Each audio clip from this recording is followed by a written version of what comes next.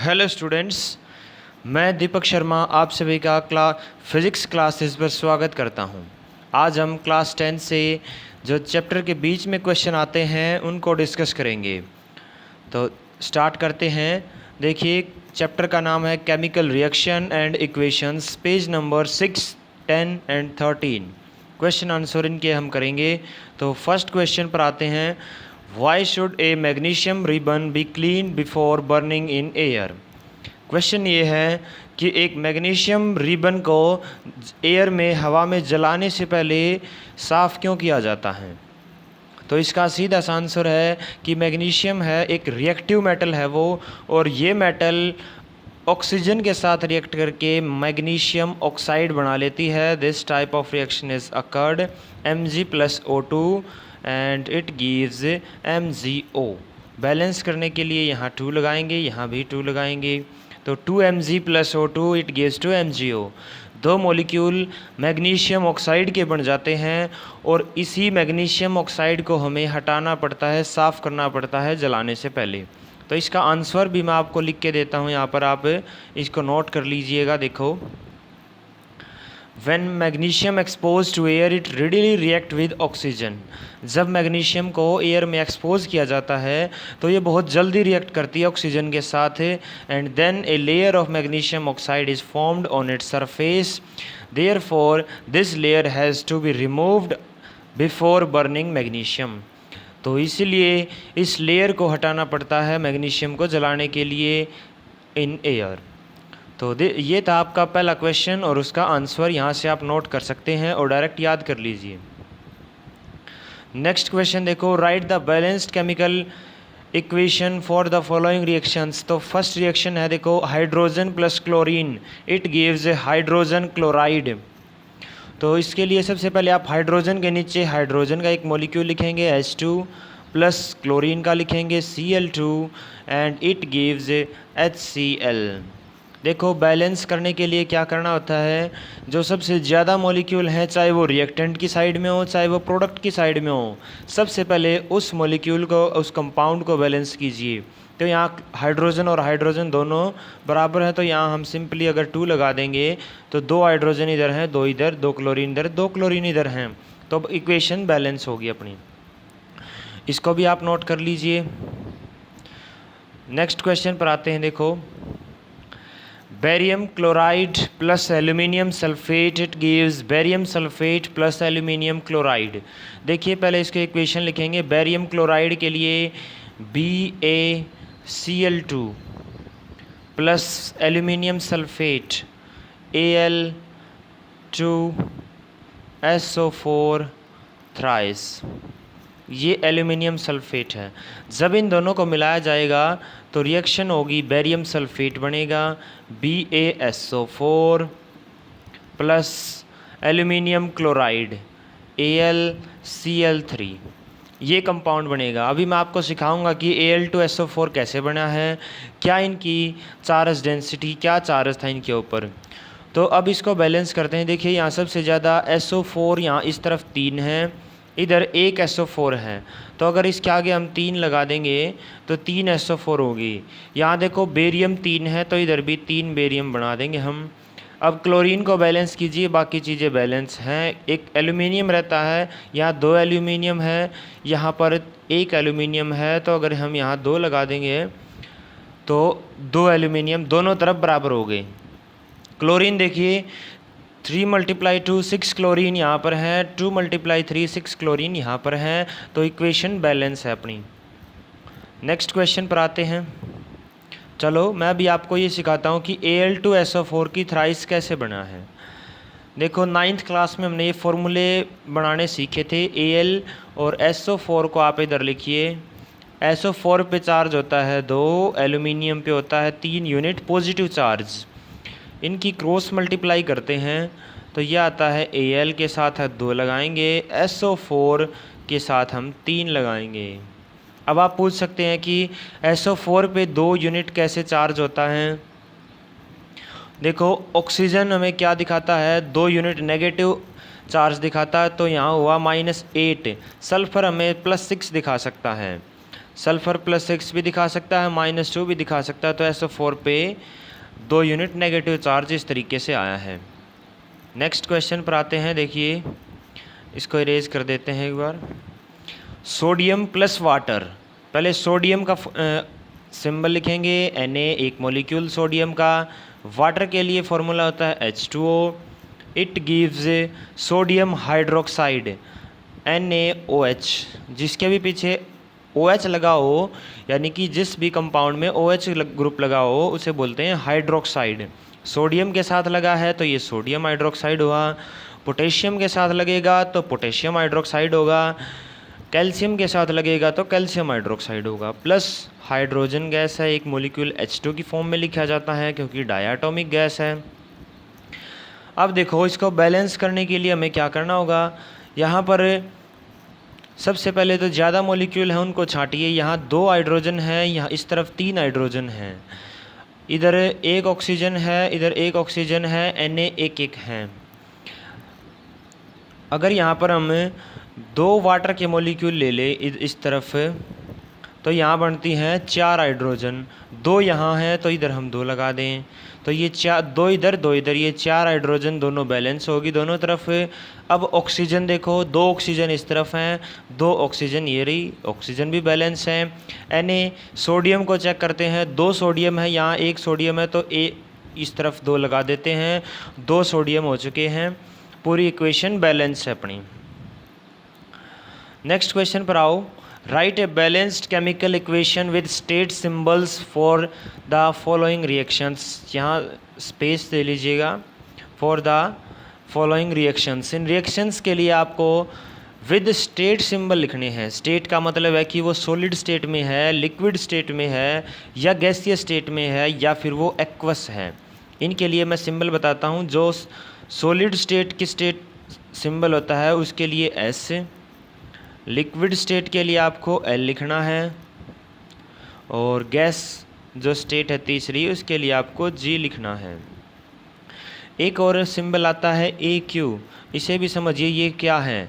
जब कोई compound water में घुला होता है, for example when NaCl is dissolved in water then we say that it is a aqueous solution of NaCl, aqueous solution of sodium chloride, aqueous solution of sodium hydroxide बोलेंगे NaOH। और उसके पीछे आपको ऐसे लगाना है जैसे NaOH लिख के यहाँ साइड में हम लिख सकते हैं एक्वस। अगर यहाँ आप एक्वस लिखेंगे तो इसका मतलब ये होगा कि NaOH वाटर में घुला हुआ है। अब देखो इन क्वेश्चंस को करते हैं हम। फर्स्ट है solutions of barium chloride and sodium sulphate in water react to give insoluble barium sulphate and the solution of sodium chloride. तो पहले इस इक्वेशन को लिखिए। सॉल्यूशंस, और पहले ही सॉल्यूशन लिखा है तो इसको हम वाटर में डिजोल्व रखेंगे बेरियम क्लोराइड को। Barium chloride BaCl2 aqueous solution में रखा है। इसका ये पूरा राइट है कि इसको हमने स्टेट सिंबल दे दिया। And sodium sulphate in water, sodium sulphate लिखो Na2SO4, इसको भी वाटर में डालना है। तो वाटर में जो चीज़ होगी उसके लिए AQ वर्ड आपको लिखना है aqueous. To give, react to give, इसके बाद आपको एरो लगानी है। Insoluble barium sulphate, barium sulphate आएगा तो इसके लिए लिखेंगे BaSO4। और इनसॉल्युबल है तो ये सॉलिड फॉर्म में पाया गया है या फिर इसके प्रेसिपिटेट बने हैं। And the solution of barium chloride, solution of sodium chloride है, सॉरी सोडियम क्लोराइड लिखेंगे NaCl।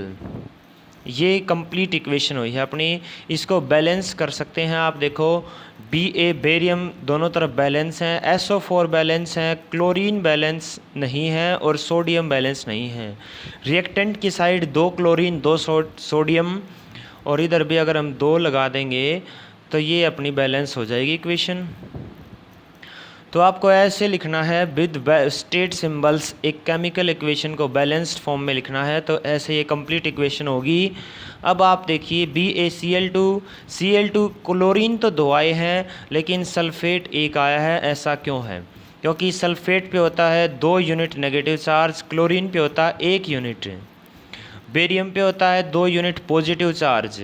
तो 2 यूनिट पॉजिटिव चार्ज को बैलेंस करने के लिए क्लोरीन के भी हमें 2 ही एटम चाहिएंगे, तो इसलिए हमने 2 क्लोरीन लिए। और बेरियम को सल्फ़ेट अगर बैलेंस करेगा तो 1 सल्फ़ेट आयन काफ़ी है। ये इसका रीज़न था। नेक्स्ट पर आते हैं, देखो sodium hydroxide solution in water.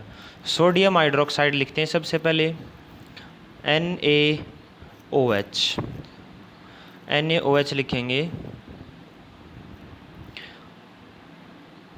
और वाटर में क्या आ गया है तो एक्वस लिख देते हैं। React with hydrochloric acid, hydrochloric acid के साथ रिएक्ट करता है तो प्लस लिखेंगे HCl। Sodium hydroxide solution reacts with hydrochloric acid in water, इसके साथ भी आप एक्वस लगाइए। क्वेश्चन में ही दिया मिलेगा कि आपको एक्वस लिखना है, सॉलिड लिखना है या गैस लिखना है। टू प्रोड्यूस इसके बाद क्या प्रोड्यूस होना है, एरो लगाकर लिखते हैं sodium chloride NaCl solution and water. Solution मिला हमें तो इसके लिए एक्वस प्लस वाटर, वाटर दिया है लिक्विड स्टेट में आएगा वाटर। तो ये रिएक्शन बनती है। अब इस रिएक्शन को बैलेंस करते हैं। देखो सोडियम इधर एक है, इधर एक मॉलिक्यूल है सोडियम का, इधर हम ऐसा लिख सकते हैं OH, इधर एक OH है। यहाँ पर देखो या एक एक करके एटम को काउंट करते हैं हम, ऑक्सीजन एक है, यहाँ भी ऑक्सीजन एक है। और हाइड्रोजन यहाँ एक और एक 2 हाइड्रोजन है, इधर भी 2 हाइड्रोजन बनती हैं। तो पूरी रिएक्शन बैलेंस है, इसकी कोई ज़रूरत नहीं है बैलेंस करने की। नेक्स्ट इक्वेशन पर आते हैं। ए सॉल्यूशन ऑफ, अब ये पेज नंबर 10 वाले क्वेश्चन शुरू हो गए हैं। यहाँ लिखता हूँ मैं page number 10। A solution of substance X is used for white washing. कोई एक सब्सटेंस है जिसका हमें नाम लिखना है, उसका यहाँ पर X नाम लिखा हुआ है, वो वाइट वॉशिंग में उसका सॉल्यूशन यूज़ होता है। पहले पार्ट में तो name the substance X and right it's formula. दूसरे पार्ट में है right the reaction of the substance X named in first about with water, water के साथ कैसे रिएक्ट करता है वो। तो अभी उसका नाम देखते हैं। देखो वो सब्सटेंस है CaO और इसका नाम है कैल्शियम ऑक्साइड। कैल्शियम ऑक्साइड बोलेंगे इसको, और इसका कॉमन नाम लिखेंगे हम क्विकलाइम, क्विकलाइम बोलते हैं इसको। तो ये वो X सब्सटेंस है। अब ये X सब्सटेंस वाटर के साथ क्या रिएक्ट करता है, समझो इसको भी भाई। वाटर के साथ क्या रिएक्ट करता है, यहाँ पर लिखता हूँ मैं CaO calcium oxide plus water. Quick lime जब वाटर के साथ रिएक्ट करेगा तो हमेशा स्लेक्ड लाइम बनाएगा कैल्शियम हाइड्रोक्साइड। आप चेक कर सकते हैं इक्वेशन बैलेंस है। ये बनाएगा स्लेक्ड लाइम, और स्लेक्ड लाइम वाइट वॉश करेंगे जब हम इस क्विक लाइम को पानी में डिज़ोल्व करके, उसके बाद वो स्लेक्ड लाइम बनता है। स्लेक्ड लाइम को दीवारों पर लगाते हैं, फिर 2 या 3 दिन के बाद जब ये स्लेक्ड लाइम, यही स्लेक्ड लाइम कार्बन डाइऑक्साइड के साथ रिएक्ट करता है और कैल्शियम कार्बोनेट बनाता है, जो कि दीवार को शाइनी फिनिश देता है। इसी कंपाउंड को हम वाइट वॉशिंग के लिए यूज़ करते हैं। नेक्स्ट क्वेश्चन पर आते हैं, पहले इसको इरेज करते हैं। देखो why is the amount of gas collected in one of the test tubes in activity 1.7 double of the amount collected in the other, name this gas. Question ये है कि एक एक्टिविटी की थी बुक में, जो टेक्स्ट बुक में अपनी, उस एक्टिविटी के अंदर वाटर का इलेक्ट्रोलिसिस किया गया है। देखो मैं यहाँ एक बीकर लेता हूँ, इस बीकर में 2 इलेक्ट्रोड्स लगा दिए जाते हैं और इसके अंदर वाटर है, कार्बन के इलेक्ट्रोड हैं ये, और इन इलेक्ट्रोड्स के ऊपर 2 टेस्ट ट्यूब और उल्टी कर देते हैं हम यहाँ पर इनको, और इनके अंदर वाटर है, पानी भरा हुआ है। अब इन चीज़ को हम बैटरी से जोड़ते हैं, इन दोनों इलेक्ट्रोड्स को हम ऐसे बैटरी से जोड़ देते हैं। एक पावरफुल बैटरी लगाएंगे, या नहीं पावरफुल नहीं, सॉरी 6 वोल्ट की बैटरी इसके लिए सफिशिएंट है। तो 6 वोल्ट की बैटरी लगाने के बाद दोनों इलेक्ट्रोड्स के अंदर कुछ न कुछ बबल्स दिखाई देते हैं और ये बबल साइन है कि यहाँ कोई ना कोई गैस बनी है। लेकिन एक इलेक्ट्रोड के ऊपर एक टेस्ट ट्यूब में ज़्यादा बबल्स दिखाई देते हैं और एक टेस्ट ट्यूब में उससे बिल्कुल आधे बबल दिखाई देते हैं। तो ऐसा क्यों है और वो कौन सी गैस है जो हमें ज़्यादा दिखती है? तो इसको समझते हैं एक बार। देखो क्या रिएक्शन हुई है यहाँ पर। देखो एक ये वाटर का इलेक्ट्रोलिसिस किया गया है H2O। इसमें ना जब वाटर का इलेक्ट्रोलिसिस करते हैं तो कुछ बूंदें हम H2SO4 एसिड की भी डाल देते हैं।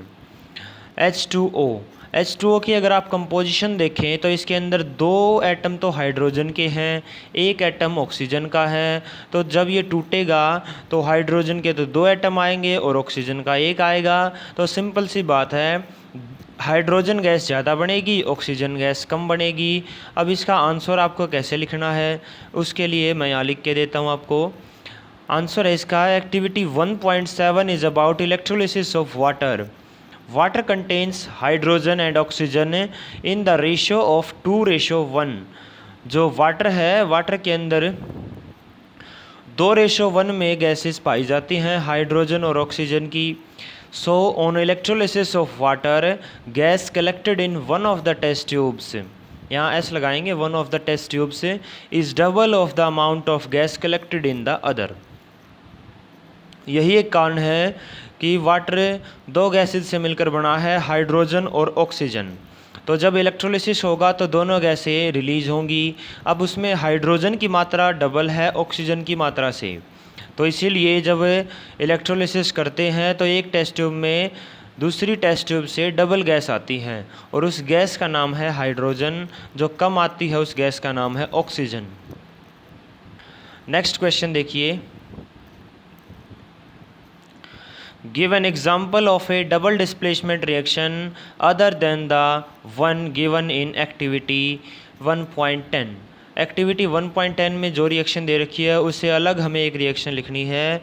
देखो BaSO4 बेरियम सल्फेट अगर हम लेते हैं सॉल्यूशन और इसके अंदर Na2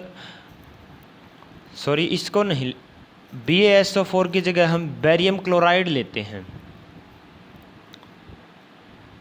बेरियम क्लोराइड का अगर हम सॉल्यूशन लें BaCl2 और इसके अंदर हम सोडियम सल्फेट डालें, कोई भी मेटल सल्फेट डालें।